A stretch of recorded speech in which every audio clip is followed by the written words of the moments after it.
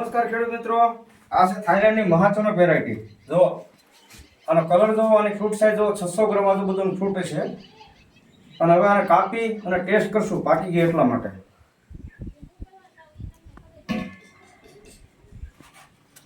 જો આનો ગુદ્દો જોવો તમે ખેડૂત મિત્રો, આનો કલર છે જો.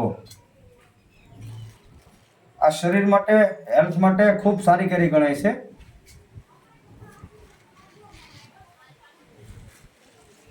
હૃદય રોગ અને સ્કિન માટે જો.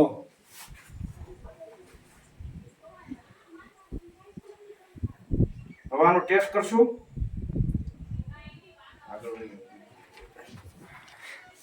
તો અજયભાઈ અમારા મિત્ર છે, કેવો છે કેરી જો.